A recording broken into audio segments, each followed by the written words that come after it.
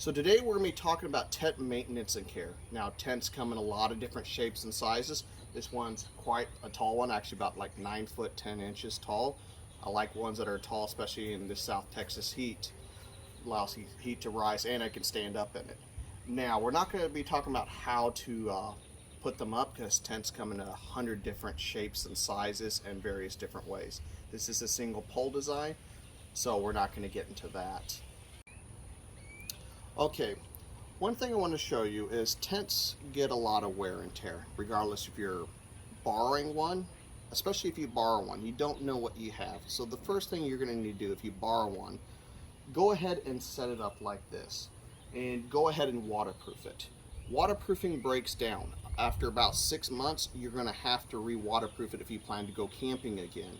The worst thing you could do for a tent is store it in heat, which a lot of people do in their garages, or in this case I have a shed here, which a lot of times people store their tents in sheds.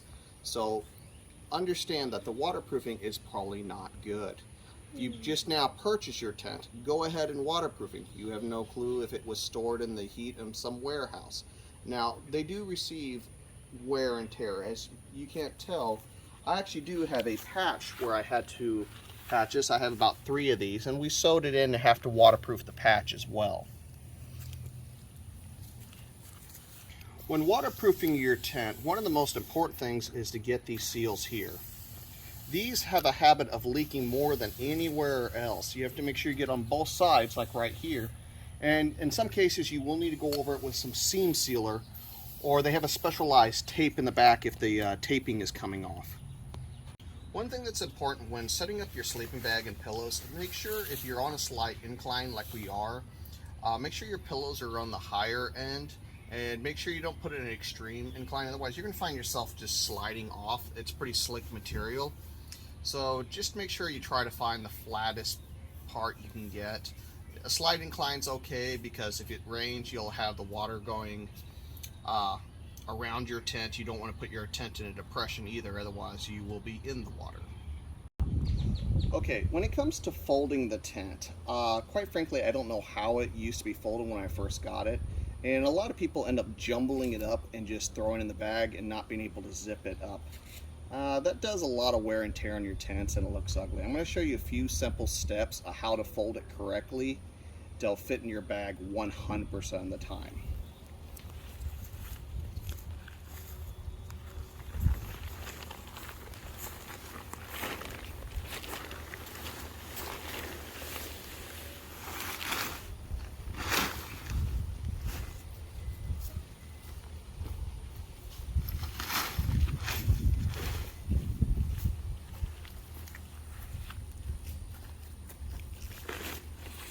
Okay, step 1 was obvious enough, just fold it in half.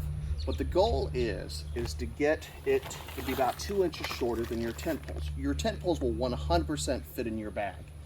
They are shorter than your bag, so we're going to keep on folding this until it's slightly shorter than your tent poles, and I'll show you the next step.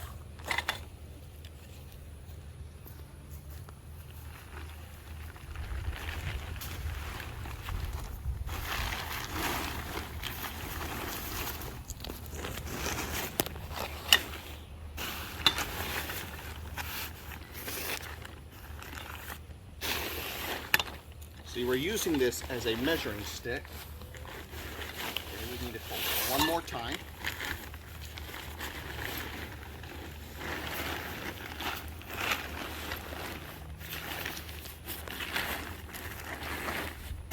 So the next step is just to simply put your poles in the very middle.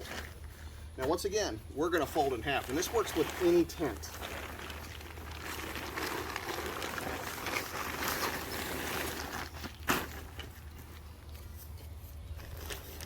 And then we're going to begin to roll it.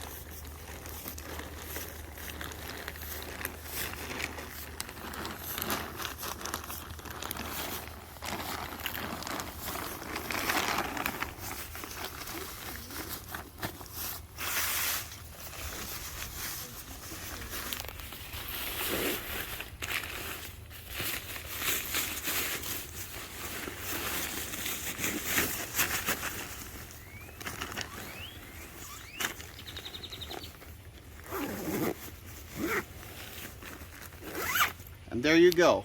Perfect fit. Last thing I want to talk about is storage of your tent. Now, if you have a cool place like a linen closet, or in my case, I have a dedicated shelf in my office, store it there. Heat destroys waterproofing.